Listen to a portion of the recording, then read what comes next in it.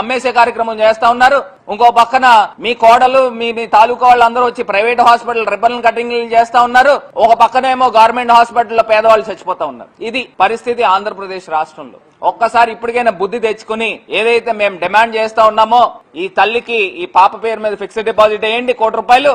అదే విధంగా ఎవరైతే నిర్లక్ష్యానికి కారకులయ్యారో వాళ్ళు ఇమీడియట్ గా సస్పెండ్ చేసి వాళ్ళకి చట్టపరమైన చర్యలు తీసుకోమని ఇవాళ వైఎస్ఆర్ కాంగ్రెస్ పార్టీ తరఫున డిమాండ్ చేస్తా ఉన్నాం. సాక్షాత్తు తెలుగుదేశం పార్టీ నగర అధ్యక్షుడు మజ్జి రాంబాబు, ఎక్స్ కార్పొరేటర్ కిలపర్తి శ్రీనివాస్, ఈ ఈవీఎం ఎమ్మెల్యే బంధు, వీళ్ళిద్దరూ కూడా ఎమ్మెల్యే కింద వాటాలు ఇవ్వాలి, మనం అందరం సిండికేట్ నడుపుకోవాలి, ఇంతంత రేట్లు పెచ్చమ్ముకోవాలి, దొంగ సరుకు తెచ్చుకుని అమ్ముకోవాలి అని ఈ రకంగా వాయిస్ క్లిప్లు ఓపెన్ అయినాయి.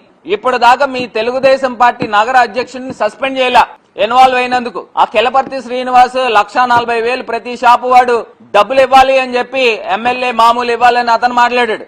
అతనికి తీసుకుంటున్నాడా లేకపోతే ఎమ్మెల్యేనే దాన్ని పంపించి తీసుకునే కార్యక్రమం చేస్తా ఉన్నాడా?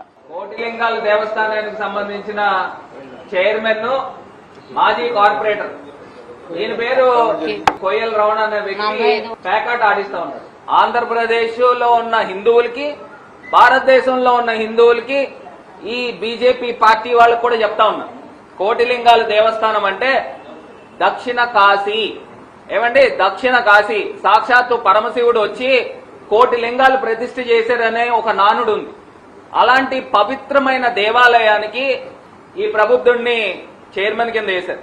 ఈయన చేసే కార్యక్రమాలు ఏంటంటే పేకాట క్లబ్బులు నడుపుతాం. ఏమనాలి ఈ తెలుగుదేశం పార్టీ? ఎంత బరి తెగించి, ఇది ఎమ్మెల్యేకి తెలీదండి?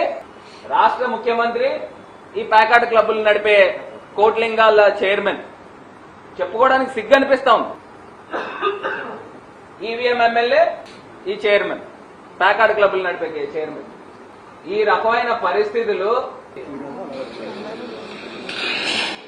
మద్యం సిండికేట్ నడిపేవాళ్లు ఈ తెలుగుదేశం పార్టీ నాయకులు, భూదందాలు చేసేవాళ్లు తెలుగుదేశం నాయకులు, ఇసుక అక్రమ రవాణా చేసేవాళ్లు తెలుగుదేశం నాయకులు.